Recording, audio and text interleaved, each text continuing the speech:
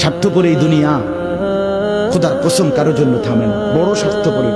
হ্যাঁ, যেদিন বাপের জানাজা পড়ে, যেদিন বাপের লাশ কবরে দাফন করে, সেদিনও বংশধর সন্তান ছেলে মেয়ে ঘন্টাখানিক 2-4 ঘন্টা কাইন্দা কাটটা হইলো, রাতের বেলা ঠিকই ভাত খায়। হ্যাঁ, পাশের ঘর থেকে খানা আনে, ওরা ঠিকই খায়। স্বার্থপর দুনিয়া থামে না রে ভাই, থামে না দুনিয়া। ওই জন্য আমাদের কারোর জন্য থামবে না। তুমি আমি মরে গেলে শেষ। আবারও বলছি কথা, আমি মরে গেলে এরপরে পৃথিবী যত আধুনিকে হোক না কেন, আমার কি কথা বুঝছিনি?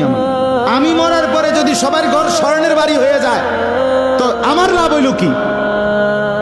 আমার মৃত্যুর পরে যদি সব মানুষ আধুনিক হইয়া সাঁদের দেশেও জায়গা, আমার ফায়দা কি?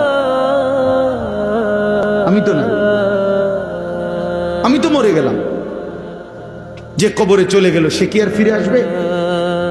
আল্লাহ আমাদেরকে বুঝ দান করেন।